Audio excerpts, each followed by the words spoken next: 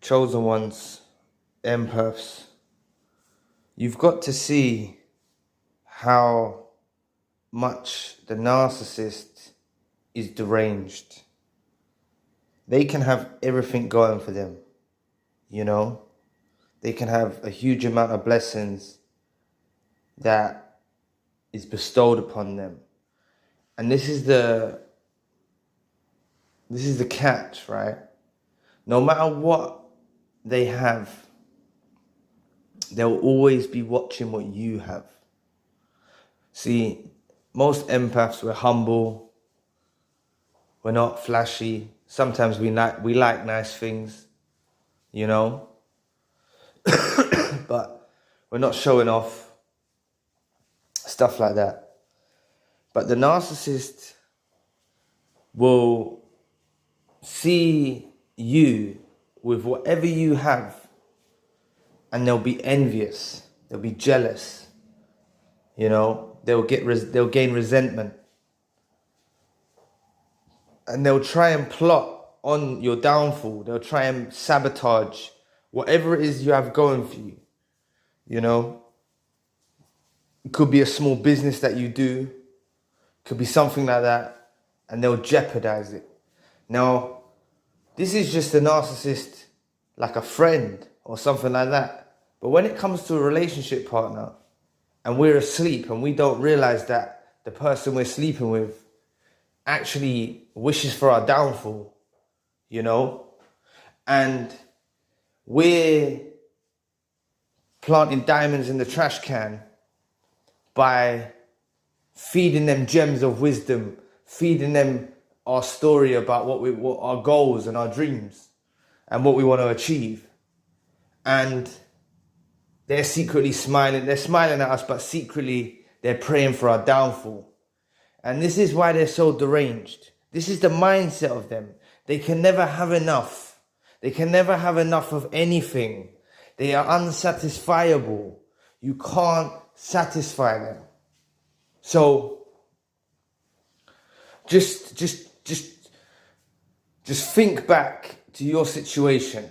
You've encountered a narcissist. You've encountered a toxic personality. Just check how they moved. Have you ever told them, like, oh, or they ask a question about something? So it could even be a qualification that you got from college. It could be something like that, you know? You know, it don't even have to be a degree. It could be a diploma. It could be something like that. And where they'll get envious of it. You'll see the look in their eyes. You'll see it in their eyes. They're jealous. They can't stand you having anything, you know? And even if they stripped you bare of everything you had, you'd still have something about you that they can't have. So when you take into account, I'm talking about material possessions now, like material things, not like, you know, but when it comes to what we have inside, yeah, the gifts we have inside, and they know what we have inside. They know how loving we are. They know how caring we are. And this is where we outdo them. That's why it don't matter if they're richer than us and we're poorer than them, you know. They've got better clothes than us and we've got less better clothes than them. It don't matter if we, you know, just humble human being, you know. We could not even have a job and they have a job, yeah. We could be struggling and they're not even struggling, right? But they'll see our characteristic traits and they'll see what we have and the way that we view the world as chosen ones and empaths, the way that we have our unique touch on the world, you know, the way we have care, love, contentment, gratitude, you know, we have these things. And they get resentful because they can't understand how a human being can function. If they tried to live in our shoes, they wouldn't survive. They don't know how to survive. They don't know how to practice gratitude. They don't know how to be thankful towards God or the universe for the blessings that they have in their life, right? So, believe you me, yeah, we rub off on them. And I'm telling you, from a diploma to money to whatever it is, right? Anything we do, we outdo them, right? Anything we do, we outdo them because they think we outdo them. They think we've got something better than them. It's like it's like a child. And the child, with a child, the child picks up a toy, and then you pick up the other toy, and then they want to play with the toy that you've got, but they've got a better toy in their hand, but they'll throw it at your head, and they'll pick up a rattle, they'll dash the toy in your face, and then they'll pick up another toy that you're playing with, and they'll want to play with it. Same like a dog. Yeah, I'm not comparing a child to a dog, right? But I'm just saying, like, with a dog, if you're playing with a dog and you get the toy and then you grab another toy and they might run after you with that toy, that's what they're like. A dog's doing it because he wants to play with you. These lot are doing it because they want to tear you down. They're deranged. They're proper deranged. So I just want you to get some closure on the situation, because you can't have someone around your vicinity like this. These lot tear it down. Like, I think back to my days, when I had things going on for me, they come in, and I'm just talking about friendships here. Yeah, just friendships, They come in love bombed in a way, like thinking they're cool, thinking they're all right, thinking they're caring, feeling protected by them like they're someone. And let alone they're planting knives in the ground, plotting behind my back, stealing from me, doing all sorts of things, bringing what I built up from my own hands to dust, destroying what I had and bringing it to dust. Yeah. And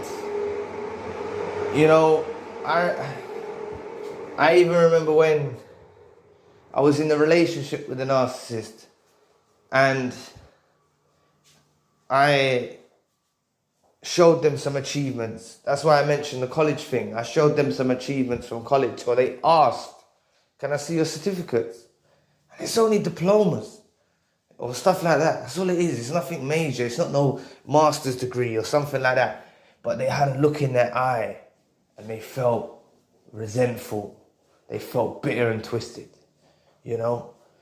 And it happened with everything.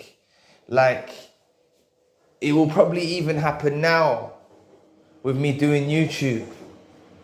There might be some narcissists that I know that if they catch wind of me doing this, that they'll start to get resentful. But they don't want to help people, I'm trying I'm glad you lot resonate with the message, I'm just speaking my mind, speaking my heart, and I appreciate every viewer and I appreciate every one of you that's resonating with the message, because I don't talk about narcissism in the same way that most people talk about narcissism.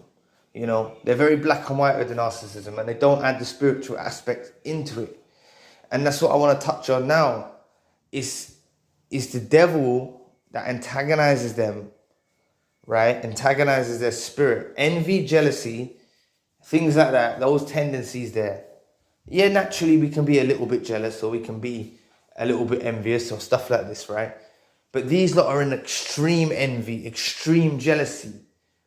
Just like I say to you, sometimes we've lied in our life, but these lot are pathological lies. They're the extreme end of the spectrum. And they're deranged because they're plugged in with these entities that make them like this, that make them thrive off weird, sadistic, kind of weird stuff, And, this is what I said in the beginning of the video. They could have more money than you. They could have loads of better things than you. Yet, they'll be envious of what you have. They'll want what you have. They're sick. They're sick. They're twisted. And that's why we have to guard ourselves being intimate with these individuals. If we just meet someone, of a dating app, or we meet someone like that and we rush in to be sexual with them, we don't know where they've been, number one. We're creating soul ties, number two. And we don't really need someone who's got these tendencies around our vicinity at all, around our energy, around our space. So that's why I just say, be careful if you're hurting from your previous narcissist. Be careful moving forward. Like, use the blessing that you've got, discern it, look for the signs.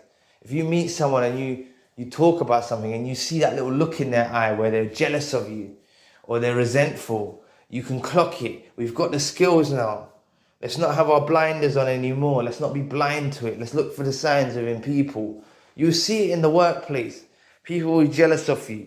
I know, like, even when I'm working, I'm not exactly a fast worker when I was working in construction, right? But I remember I had a little method that I was doing, and I had a belt, a tool belt. So it enabled me to be a bit more efficient with the way that I was organizing how I worked, right? Carrying out the work, right? And it was a sequence. So I carried on doing the same sequence, and I'm putting in these things, installing these things, installing these things, installing these things. And we're going along the corridor, and I could see him. We're on the electric mute things that go up and down, like the little scissor lift things. And I saw the guy getting agitated on the other side, because the whole time when I'd been working with him, he's rushing around like a blue-ass fly, and he wants to impress the boss, and he's just weird, right? Just weirdo. And I'm sorry I've gone off topic here, but I'm just trying to say, if I probably got to know him a bit more, I'd probably see he's a narcissist. And he was trying to outdo me. And naturally, he didn't have a tool belt. It was easier for me to just go to my tool belt, pick the tool that I needed, and carry on. He had to go down and bend down to the floor, pick it up. It slowed him down. And I saw him like sweating, trying to keep up the pace. And I'm not a fast worker. I don't work fast. And the reason why I don't work fast is because, like, why are you trying to get the job done so quickly so you get paid less? So that's why I normally not stretch out the job, but I'd work. Like, basically in construction, if they pay you price work, it means you get paid per thing that you install. But if you're on a day rate, so they're paying you for the day, then they're not paying you to rush. They're just paying you to get the job done. They're not paying you to kill yourself. If they're paying you on price work, they want you to do it as quick as possible, and they'll pay you per thing you install. So naturally, I'll try to work even faster then, right? There's got to be an incentive. And I'm just trying to say, this is the types of people that they are, you know? This is a person who was direct for the company, who had been there a long time, and he was just getting jealous of me for no reason. So just watching the workplace, sorry about the train, watching the workplace, just watch when you're out and about, because they're everywhere, these narcissists, man. It's more common than we think. But anyway, just remember that they're more jealous of you even if they have more than you. They'll be jealous of you even if they have more than you. And it's a sad reality, but that's what it is, okay? So I'll leave the video there. Please press the like and the subscribe button, and if you do want a one-to-one session, you can find the details in the description box. Anyway, I'll catch you all again soon. Peace.